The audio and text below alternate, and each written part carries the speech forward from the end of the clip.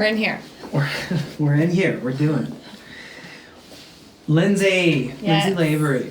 It's me. So, what exactly is your title? Yeah, so I do admissions at Oasis Recovery. Right, which is helping people get here. Yeah, absolutely. Yeah. Which is maybe one of the most important jobs of all. Yeah, I mean, it's super incredible. Just being in recovery myself, thinking of like when I was in that desperate time and like talking to families and they're just in a state of panic, you know, like they just don't want their kid or spouse or whoever it might be to die, you know, and like being on the other end of that call, and it's super rewarding, like, you know, when someone actually makes it here and to see them when, like, the transition. Yeah. The transformation. Yeah, absolutely. And just the rewards that everyone gets, including like family and everyone, is pretty incredible. Has your relationships with your family improved since you got clean? Oh, absolutely. Yeah, you know, actually just recently my dad had a heart attack, and it's been one of the biggest gifts that I've gotten in recovery, was like to be able to show up for him and be there and be that support for him that he was for me for so long, you know? Yeah, because life is still going to happen. Oh, for sure. We're going to encounter like catastrophes and huge challenging situations. I you know, we're going to end up showing up at people's funerals and weddings and stuff because people can depend on us. Yeah. Yeah. Yeah, and that's what was really, really great, is just, you know, knowing what I've learned in this program is like, as long as I stay clean, everything's going to be okay. It might not end up the way I want it to, but as long as I don't put drugs on it, like, things are going to be okay. So I just had to have, like, faith throughout the whole process that, like, whatever happens is what's meant to happen, and I'm going to be okay, you know? Yeah. So. God, I cannot, like, the thought of losing my parents is just, like, so terrifying, you know? I mean, but you know that that's like a part of your life. Yeah. You know what I mean? Like, it's going to be a part of your life because you don't want to go before them. No, and that's like the weirdest thing about getting older, is realizing that like everyone else is getting older as well. Yeah. So it's like, I don't know. It's tough. Yeah, I'm getting gray hairs in my beard. It's real tough. Oh, I got gray hair too. I just color it. You know? Looks great. Thanks. So how long have you been clean now? So it's been over 5 years. Righteous. Which is crazy to think about. Yeah. You know, I never thought it would be possible. I really just thought that I was going to die with a needle in my arm, and I hope that it like happened sooner rather than later, because I was just so tired, you know? And my life was just this continuum of like using treatment, halfway house, using treatment, halfway house, just over and over and over and over again. And I just didn't understand why I couldn't get it. Yeah. You know? Yeah. When did it all start? So I dabbled with drugs. Like, I remember the first time I ever got drunk, I was like 13 in middle school, and a friend of mine like stole alcohol from our parents, and we got so sick. But I remember like that feeling, you know, and like regardless of the consequences, how sick I was and like how miserable it was, I wanted more, you know. And that's how I kind of knew like, oh, you know, we're in trouble. And like growing up, both my parents are in recovery. They met in recovery. So like I kind of grew up in the rooms of recovery, so I was like the little kid in the background, you know, coloring. Yeah, I've seen that kid. Yeah, that was me. And so like I knew what recovery was, and like never did I think that I would be in recovery. Right, we never think it's gonna be us. No, I know better. And so 13, you got drunk for the first time. Yeah, and then, you know, I started like partying, skipping school, and this all stemmed from like, I was always like okay at things, but I was never great at anything besides like having fun or like being careless. I felt like that's something like I did well at. It's like not giving a shit, you know, more or less. Okay. And so I was dating a guy that was prescribed pain pills, and I tried them, and I remember just getting so sick once again, but like continuing to do it. I didn't even like it, Yeah. you know, but it was just like the thing to do. And so it just progressed and progressed, and you know, like using the pain pill stopped working. You know, it wasn't enough anymore. So then I started doing heroin, and then I started using heroin IV, and it was just like, it just went downhill so fast. And I remember like always telling myself like, I can stop when I want. I just don't want to. Until like, okay, I should probably stop. I tried stopping and couldn't. Yeah. You know, and that's when I kind of realized, okay, I have a problem. Yeah. You know. Yeah. How old were you around this time? So the first time I went to treatment, I was 18. Okay. Like I had just turned 18, and I just remember like I was asleep, and my dad went through my car and found syringes, and he like brought them to my room and was like, what is this, you know? And they had been begging me to get help before that. It was very obvious that something was not right, but I finally just agreed, like, okay, like I'll go to treatment, I'll get help. And I went to treatment, and I was there for about 90 days, but I just like didn't take it serious, you know. Did you stay clean the whole 90 days? I did. Yeah. Yeah. Because I was in a controlled environment. Right. You know. Right. And that was just kind of this repetitive cycle I got into. I would use, and when things got really, really bad, I would go to treatment. You know, it was kind of like a way for me to get a break. And I've probably been to 10, 15 treatment centers. Wow. Before I actually stayed clean. Were your folks starting to kind of like lose hope? And Oh yeah, I mean, they never gave up on me, and I'm super grateful that I've always had that support because they understood it. Yeah. Like I'm very fortunate in that aspect of like they get it, they've been there. Yeah. But you know, they were just so tired. They were tired of like essentially just watching me kill myself, you know. And it wasn't, so to rewind a little bit, so I think a lot of my using continued because I always knew that they would be there to pick up the pieces. You know, I would get arrested and they would bail me out, or they would bring me to treatment, or I would wreck my car while I was high and they would get me a new one, or, you know, they definitely enabled me. And it wasn't until they were like, okay, do not call us. yeah. Like, wouldn't answer my phone calls. You know, I'd be like, I'm hungry, and they're like, well, you get money for drugs, you can get money for food. Like, do not call us.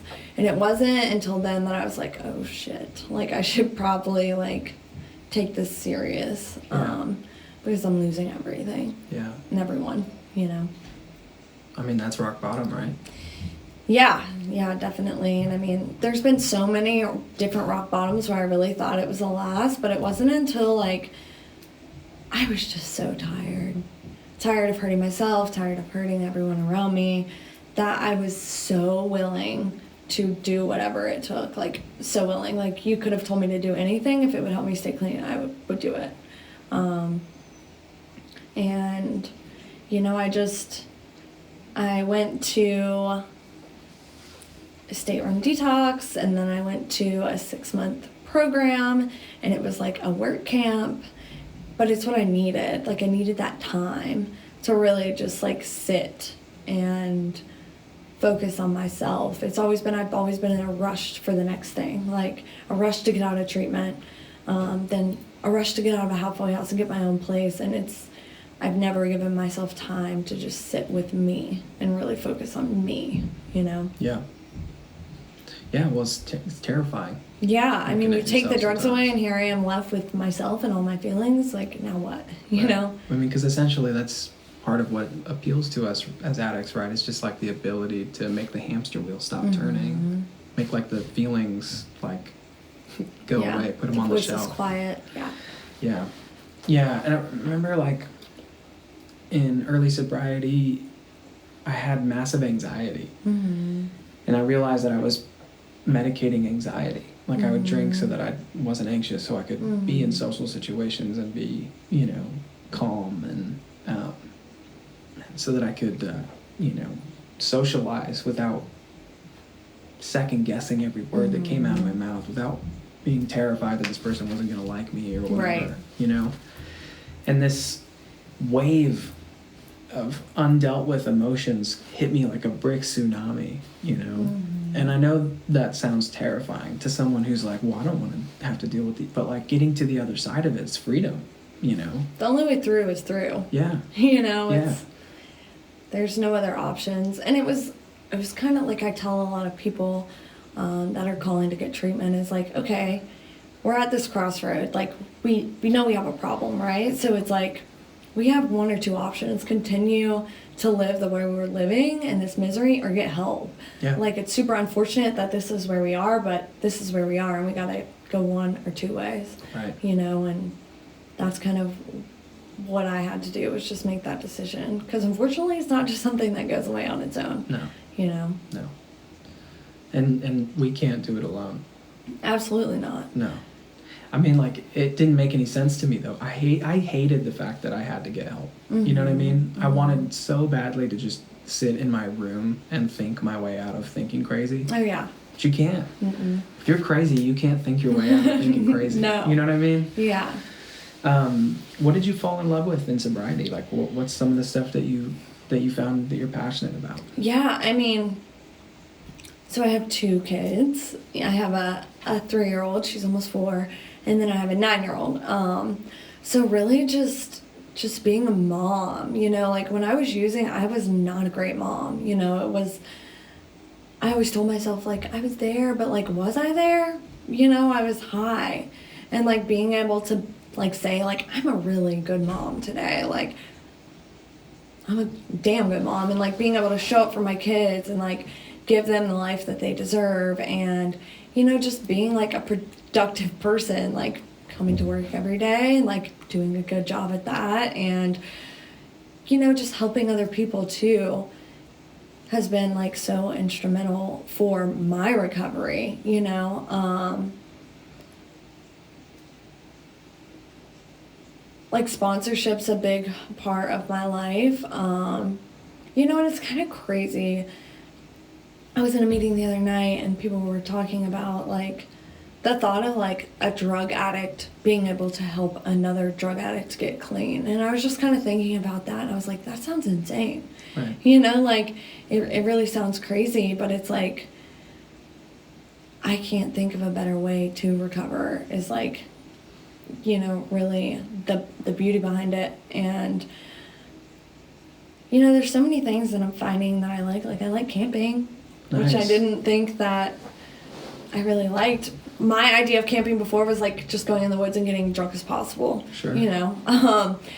So I just like to spend time with my family is really the biggest one, and just enjoying those little moments that I was, you know, too wrapped up in myself previously to enjoy. Yeah.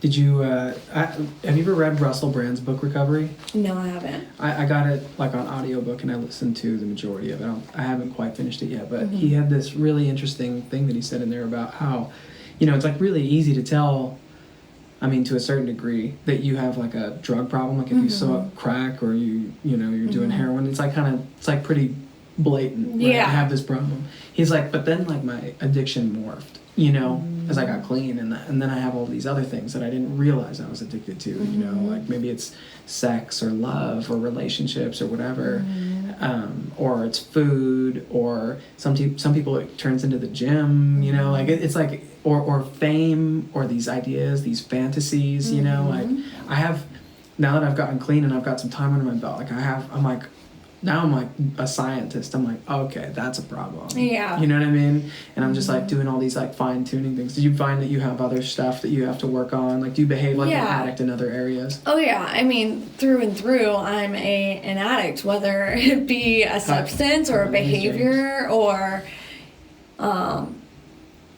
anything really. But, you know, the amazing thing about recovery is it doesn't have to just be drugs. Like, you can apply what you've learned for anything, you know, like, I do start to obsess on specific ideas, like, you know, like, I really wanted this dog, you know, like, so I was, like, obsessing over getting this dog, and I got the dog, you know, and, like, I love him, and he's great, but it shows up in so many different areas of my life, and it, you know, like, shopping, anything to, like, not feel what I'm feeling, or just kind of get out of myself. It's something I feel like I have to work on all the time, but the awareness piece is there. So I think that's most important, is like being able to see, like, okay, I'm like going a little overboard with this, or and I think it's almost harder because it's like, okay, I'm not having like these crazy consequences that I would normally have when using drugs, so I can tend to justify my behavior. Sure. You know, like shopping is not that big of a deal. It's not I'm, ruining my life. No, until I'm like, okay, look at my bank account, like, whoops. No, absolutely. So it's, you know, I felt like it was super easy to realize, like, oh wow, like, I'm a drug addict. My life is in shambles. It's a mess, and like, I don't know what to do. But then when these like little things creep in, it is kind of harder to recognize those.